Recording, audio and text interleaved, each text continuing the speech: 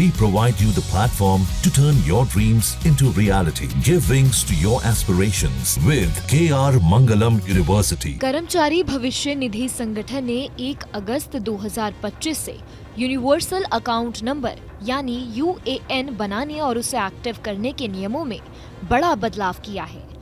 अब UAN सिर्फ उमंग app के जरिए फेस ऑथेंटिकेशन टेक्नोलॉजी से ही जारी होगा।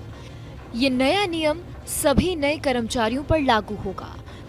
पहले नियोक्ता अपने पोर्टल से भी UAN बना सकते थे, लेकिन अब बिना FAT प्रक्रिया पूरी किए ये संभव नहीं है। ISF के मुताबिक इस बदलाव का असर तुरंत भर्ती प्रक्रिया पर पड़ा है।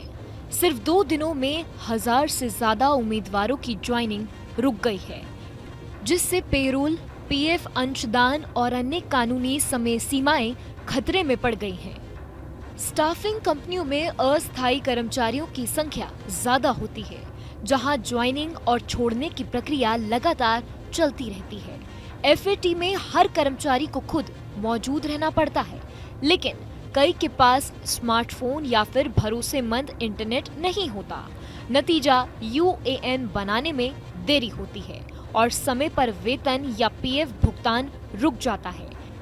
खासकर छोटी और मध्यम कंपनीज में और ज्यादा कर्मचारियों के आने जाने वाले सेक्टर में तकनीकी दिक्कतें भी बड़ी समस्या है, जैसे फेस रिकॉग्निशन फेल होना, कैमरे की खराब क्वालिटी, इंटरनेट कनेक्शन कमजोर होना या फिर सर्वर डाउन होना। EPFO ने आधार लिंकिंग और FAT पूरा करने के लिए 30 जून 2025 तक की डेडलाइन दी थी, लेकिन हजारों कर्मचारियों को मैसेज करने वाली कंपनियों के लिए ये समय सीमा बहुत कम है।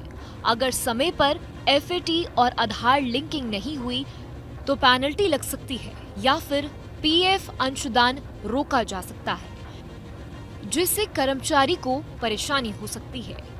ISF का कहना है कि कई कर्मचारियों का आधार मोबाइल नंबर से लिंक नहीं है या फिर उनके बायोमेट्रिक्स डेटा में फर्क है, जिसके कारण फेस ऑथेंटिकेशन पास नहीं हो पाता। इस स्थिति से निपटने के लिए ISF ने EPFO को कुछ सुझाव दिए हैं। पहला, जो लोग पहली बार नौकरी कर रहे हैं उनके लिए नियोक्ताओं को अपने पोर्टल से UAN बनाने की अनुमति दी जाए, ताकि PF रजिस्ट्रेशन में देरी ना हो।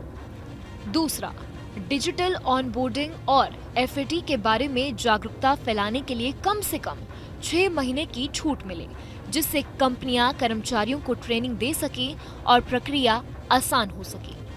तीसरा, पहले की तरह बिना तुरंत FAT या आधार लिंकिंग के बजाय UAN बनाने की सुविधा दी जाए, ताकि PF अंशदान समय पर जमा हो सके। चौथा, FAT से जुड़ी तकनीकी समस्याओं के लिए एक अलग हेल्पलाइन या सपोर्ट टीम बनाई जाए और EPFO पोर्टल को इतना मजबूत किया जाए कि ज्यादा ट्रैफिक आने पर भी वो काम करता रहे। पांचवा, ज्यादा कर्मचारी बदलाव इंडस्ट्री और स्टाफिंग कंपनियों के लिए आंशिक छूट या सरल नियम बनाए जाए। ISF का कहना है कि EPFO का उद्देश्य डिजिटल और सुरक्षित प्रक्रिया लागू करना है, लेकिन इसके लिए तकनीकी और जमीनी चुनौतियों को देखते हुए कुछ समय और लचीलेपन की जरूरत है, ताकि कर्मचारी को परेशानी ना हो और PF योगदान समय पर जारी रह सके। जहाँ भक्ति है हर शब्द में, कथाओं में छुपे हैं दिव्य रहस्य और ज्योतिष देता है जीवन को दिशा। धर्म से जुड़ी हर बातों को जानने के लिए हमारे चैनल स्तुति को सब्सक्राइब करें। चैनल पर जाने के लिए इस लिंक पर क्लिक करें।